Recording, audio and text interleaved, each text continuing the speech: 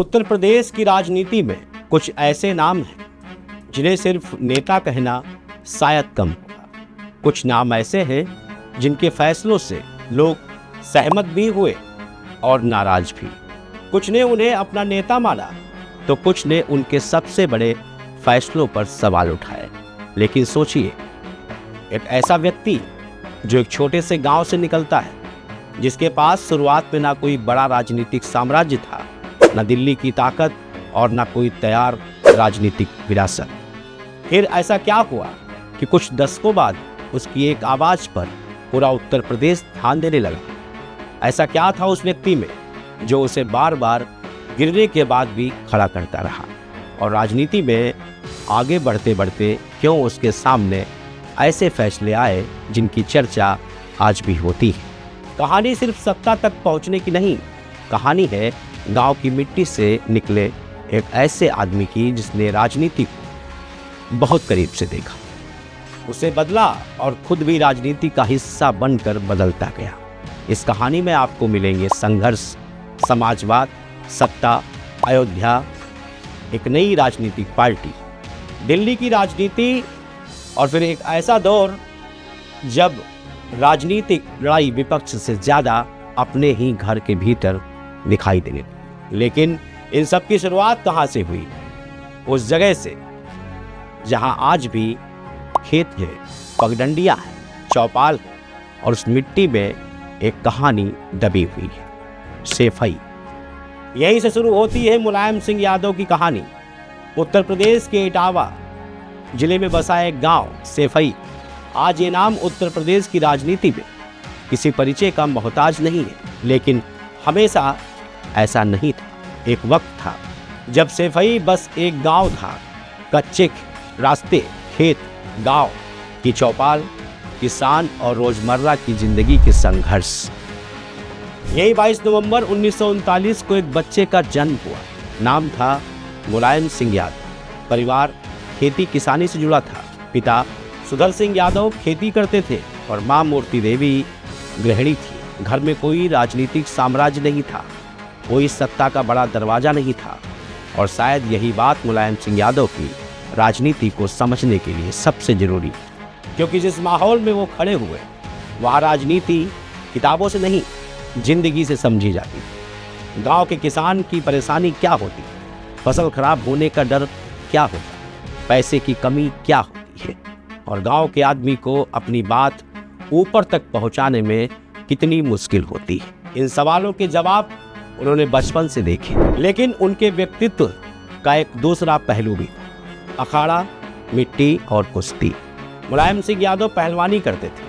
अखाड़े में घंटों पसीना बहाना, हार के बाद फिर उठना, सामने वाले से भिड़ना और तब तक कोशिश करते रहना जब तक मुकाबला खत्म ना हो जाए। बाद के वर्षों में उनके राजनीतिक व्यक्तित्व को समझाने के लिए भी अक्सर इसी अखाड़े की मिसाल दी गई। लेकिन कहानी सिर्फ पहलवानी तक नहीं थी। मुलायम पढ़ाई में भी आगे बढ़े। उन्होंने उच्च शिक्षा हासिल की और शिक्षक यानी जिस व्यक्ति की जिंदगी आगे चलकर विधानसभा, मुख्यमंत्री आवास, संसद और दिल्ली के सत्ता गलियारों में दिखाई देने वाली थी, उसकी शुरुआत एक ऐसे शिक्षक के रूप में हुई थी। वो पढ़ाते थे, कक्षा में छात्रों के सामने खड़े हो, लेकिन शायद उनके मन में एक ही सवाल धीरे धीरे बड़ा हो रहा, क्या सिर्फ एक कक्षा बदलने से समाज बदल जाएगा? क्योंकि जिस भारत में वो बड़े हो रहे थे वो आज वाला भारत नहीं था। गांव में गरीबी थी, सामाजिक असमानता थी, किसानों और पिछड़े वर्ग की अपनी परेशानियां थी। इन्हीं सवालों के बीच मुलायम सिंह यादव का संपर्क समाजवादी पार्टी की विचारधारा रखने वाले डॉक्टर राम मनोहर लोहिया के विचारों ने उन पर गहरा प्रभाव डाला। लोहिया की राजनीति में गांव था, गरीब था, पिछड़ा वर्ग था, सामाजिक बराबरी थी और व्यवस्था से सवाल पूछने का साहस भी। मुलायम सिंह यादव को शायद पहली बार लगा कि राजनीति सिर्फ नेताओं की दुनिया नहीं है, ये उस आदमी की आवाज़ भी बन सकती है जो खुद सत्ता तक नहीं पहुंच सकता।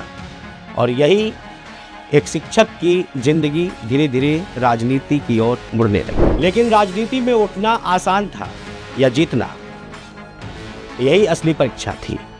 और वो परीक्षा बहुत जल्द आने वाली थी। साल था 1960 के दशक का। उत्तर प्रदेश की राजनीति बदल रही थी। कांग्रेस का दबदबा था, लेकिन विपक्ष भी धीरे धीरे अपनी जमीन बना रहा था। समाजवादी आंदोलन गांव तक पहुंच रहा था। इसी दौर में मुलायम सिंह यादव की मुलाकात समाजवादी नेता नत्थू सिंह से हुई। नत्थू सिंह ने उनमें सिर्फ एक पहलवान नहीं देखा, उन्होंने एक ऐसा युवा देखा जिसमें नेतृत्व करने की क्षमता थी। और फिर मुलायम सिंह यादव के सामने एक नया रास्ता खुला। वो रास्ता था चुनाव का। साल 1967, जसवंतपुर की विधानसभा सीट, उम्र सिर्फ 28 साल। एक तरफ बड़े बड़े राजनीतिक चेहरे थे, दूसरी तरफ एक युवा जो गाँव में जाकर लोगों से मिलता था, चौपालों पर बैठता था, किसानों की बातें सुनता था और युवाओं से बात करता था। शायद यही उनकी राजनीति की शुरुआती पहचान बन गई थी। लोगों के बीच रहना। चुनाव हुआ, नतीजा आया और 28 साल की उम्र में मुलायम सिंह यादव पहली बार विधायक बन गए। ये सिर्फ एक चुनावी जीत नहीं थी, ये उस कहानी का बड़ा मोड़ था। एक शिक्षक अब विधायक था, लेकिन राजनीति में विधानसभा पहुंचना मंजिल नहीं होती, असल परीक्षा उसके बाद शुरू होती है। मुलायम सिंह यादव धीरे धीरे किसानों, गरीबों, पिछड़े वर्ग और ग्रामीण समाज के मुद्दों को उठाने लगे। उनका राजनीतिक कद बढ़ता गया। उन्होंने चौधरी चरण सिंह जैसे नेताओं के साथ काम किया और किसानों की राजनीति को और करीब से समझा। लेकिन फिर भारतीय लोकतंत्र के इतिहास में एक ऐसा अध्याय आया जिसने कई नेताओं की राजनीति की दिशा बदल दी। 25 जून 1975 देश में आपातकाल लागू हुआ। विपक्ष के नेताओं पर कार्रवाई शुरू हुई। मुलायम सिंह यादव भी गिरफ्तार हुए। जेल का दौर आया। राजनीतिक गतिविधियां बंद हुई, लेकिन संघर्ष नहीं। आपातकाल के बाद देश की राजनीति बदल गई। 1977 में चुनाव हुए, जनता पार्टी सत्ता में आई। उत्तर प्रदेश में भी सत्ता का समीकरण बदला। मुलायम सिंह यादव सरकार में मंत्री बने। अब उनके सामने एक चुनौती थी। अब वो सिर्फ आंदोलन करने वाले नेता न थे, न सरकार चलानी थी, प्रशासन समझना था और फैसले लेने थे। इसी दौरान उनकी राजनीतिक पकड़ और मजबूत हो गई। 1980 का दशक आते आते मुलायम सिंह यादव उत्तर प्रदेश के बड़े विपक्षी नेताओं में गिने जाने लगे। गांव में उनकी पकड़ मजबूत थी, किसानों के बीच उनका आधार था। और फिर आया 1989। उत्तर प्रदेश में चुनाव, राजनीतिक समीकरण बदले और 5 दिसंबर 1989 को मुलायम सिंह यादव ने पहली बार उत्तर प्रदेश के मुख्यमंत्री पद की शपथ ली। सेवई का एक शिक्षक अब उत्तर प्रदेश का मुख्यमंत्री था, लेकिन मुख्यमंत्री बनने के कुछ ही समय बाद उनके सामने ऐसा सवाल खड़ा हुआ जिसका जवाब सिर्फ राजनीति नहीं था, ये सवाल था अयोध्या का। और आने वाले महीनों में यही मुद्दा मुलायम सिंह यादव की राजनीति को हमेशा के लिए बदलने वाला। 1989 के बाद उत्तर प्रदेश की राजनीति में अयोध्या सबसे बड़ा मुद्दा बन चुका था। राम जन्मभूमि आंदोलन तेज हो रहा था।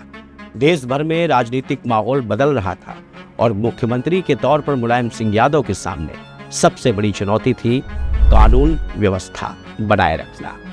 अक्टूबर 1990 में अयोध्या में बड़ी संख्या में कारसेवक पहुंचने लगे।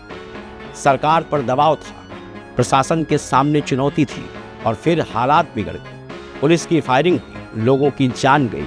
और इसी घटना के बाद मुलायम सिंह यादव की राजनीति को एक ऐसा चेहरा मिला जिस पर आज भी बहस होती है। उनके समर्थकों के लिए ये कानून व्यवस्था बनाए रखने का फैसला था, उनके विरोधियों के लिए एक निर्णय था बस, जिसकी आलोचना आज भी की जाती है। लेकिन एक बात साफ थी, अयोध्या ने मुलायम सिंह यादव की राजनीति को 2 हिस्सों में बांट दिया। फिर आया 6 दिसंबर 1992। अयोध्या में बाबरी मस्जिद का विध्वंस हुआ। देश की राजनीति ने करवट ली, सामाजिक और राजनीतिक समीकरण बदल गए। इसी बदलते दौर में मुलायम सिंह यादव ने समाजवादी राजनीति को एक नए राजनीतिक मंच पर संगठित करने का फैसला किया। 4 अक्टूबर 1992 समाजवादी पार्टी की स्थापना हुई। नई पार्टी का राजनीतिक आधार था किसान, पिछड़ा वर्ग, ग्रामीण समाज, युवा और समाजवादी विचारधारा। लेकिन राजनीति में अकेले मजबूत होना और चुनाव जीतना 2 अलग बातें थी। 1993 में समाजवादी पार्टी और बहुजन समाज पार्टी एक साथ आए। ये गठबंधन बेहद महत्वपूर्ण था। दो अलग अलग सामाजिक आधार, दो अलग राजनीतिक धाराएं, लेकिन एक साझा राजनीतिक लक्ष्य। चुनाव हुआ, सपा बसपा गठबंधन को सफलता मिली और मुलायम सिंह यादव दूसरी बार उत्तर प्रदेश के मुख्यमंत्री बने। लेकिन राजनीति में दोस्ती हमेशा स्थायी नहीं होती। 1995 में वो हुआ जिसे उत्तर प्रदेश की राजनीति में आज भी गेस्ट हाउस कांड के नाम से याद करती है। लखनऊ के स्टेट गेस्ट हाउस में मायावती के साथ हुई घटना के बाद सपा और बसपा के रिश्ते टूट गए। जो गठबंधन कुछ समय पहले सत्ता का रास्ता बन रहा था, वही अब राजनीतिक दुश्मनी में बदल चुका। लेकिन मुलायम सिंह यादव रुके नहीं, संगठन मजबूत किया, कार्यकर्ताओं को जोड़ा और धीरे धीरे उनका राजनीतिक प्रभाव उत्तर प्रदेश से बाहर भी दिखाई देने लगा। फिर आया साल 1996, केंद्र में संयुक्त मोर्चे की सरकार बनी।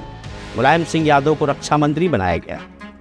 अब वही नेता जो कभी सैफई की चौपालों में बैठकर किसानों की बातें करता था, देश की सुरक्षा से जुड़े फैसलों का हिस्सा था।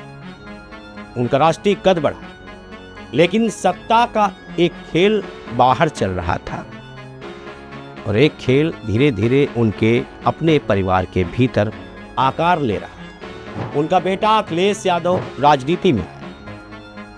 शिवपाल सिंह यादव संगठन में मजबूत हो रहे थे। राम गोपाल यादव राष्ट्रीय राजनीति में प्रभावशाली भूमिका निभा रहे थे और धीरे धीरे एक सवाल सामने आने लगा, मुलायम सिंह यादव के बाद समाजवादी पार्टी किसकी होगी?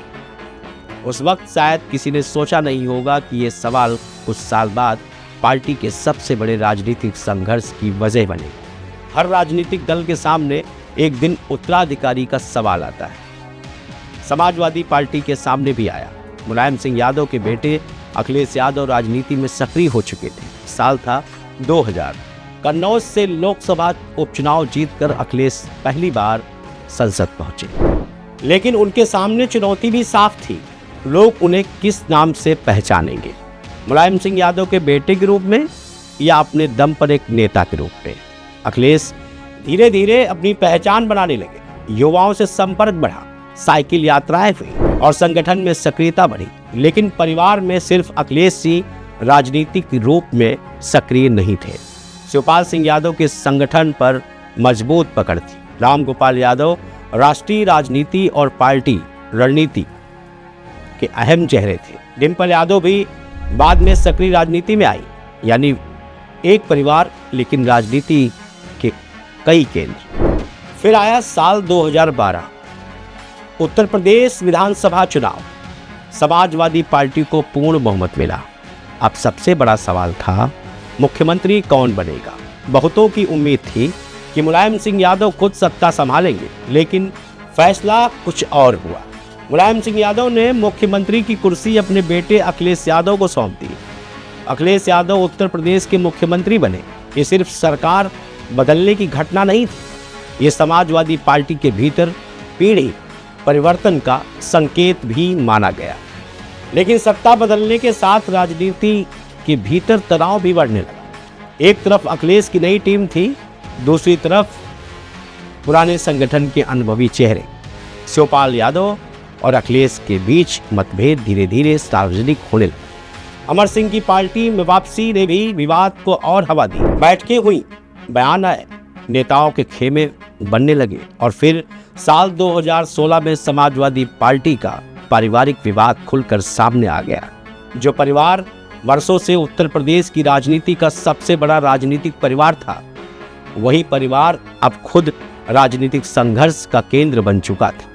एक तरफ अखिलेश तो दूसरी तरफ शिवपाल के बीच में थे मुलायम सिंह यादव। नेताजी के लिए ये शायद सबसे मुश्किल दौर था, क्योंकि ये मुकाबला किसी विपक्षी पार्टी से नहीं था, ये उनके अपने लोगों के बीच था। आखिरकार जनवरी 2017 में अखिलेश यादव समाजवादी पार्टी के राष्ट्रीय अध्यक्ष चुने। पार्टी की कमान धीरे धीरे नई पीढ़ी के हाथ में चली। मुलायम सिंह यादव सक्रिय राजनीति में पहले की तरह दिखाई नहीं देते थे, लेकिन कार्यकर्ताओं के बीच उनकी जगह वही रही। वो अब भी नेताजी थे, लेकिन उम्र बढ़ रही थी स्वास्थ्य कमज़ोर हो रहा था और शायद किसी को अंदाज़ा नहीं था कि वो कहानी अब अपने अंतिम अध्याय की तरफ बढ़ रही।